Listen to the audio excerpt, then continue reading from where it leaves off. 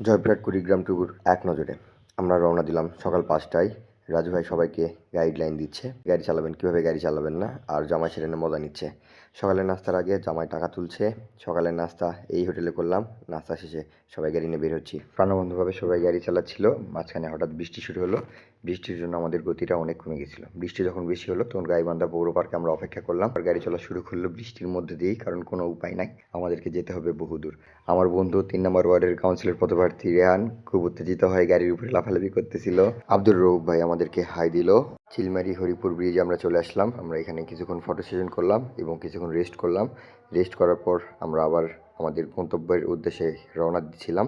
হঠাৎ করে মতিঝিলে চলে আসলাম। আমরা যে চর এলাকায় চলে এসেছি তা পারিপার্শ্বিক দৃশ্য দেখেই বোঝা যাচ্ছিল। একের পর এক সুন্দর সুন্দর দৃশ্য আমাদের সামনে চলে আসতেছিল। এর মধ্যে চলে আসলো the 600 kilometre dirty road. Dirty road পার করে দা ঘাটে চলে আসলাম। This ghat is very beautiful and একটা নৌকা আমাদের জন্য রেডি ছিল। This boat is ready for us. ঘরের মতো সাজা রাখছিল। খালিদ ভাই আমাদের দিকে লুক দিল। এরই মাঝে সবাইকে আমরা দেখাচ্ছিলাম, কারণ কারো মুখ না দেখা গেলে সবাই পরে রাগ করবে। এর মধ্যে জামাই চলে আসলো। এ ভাই জামাই কী করতেছিল কেউ দেখো না। রাজু ভাই কী করতেছিল সেটাও কেউ মনোযোগ দিয়ে দেখো না। এরপর চলে গেল জামাইয়ের দিকে। জামাই অতিরঞ্জিত হয়ে মুখ খারাপ করা শুরু করে দিল এবং তার মধ্যেই বলল, আজকে রাতে আমরা বাড়ি যাব না, তোরা কেউ যেতে চাইলে থেকে একলা একলাই চলে যা।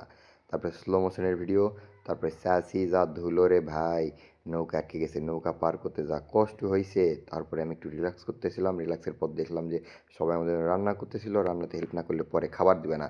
খালিদ ভাই লাফ মারলো, প্যারের বলে পড়ে গেল। এবার ভাই লাফ মারলো। এবার ফুটবল খেলার পালা।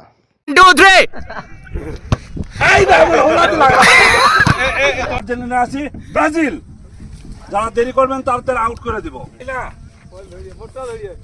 ব্রাজিল ডানে সানে, বায়ে মিয়া, সানে মিয়া, সানে সানে, আপনি বলেন মিয়া সানে।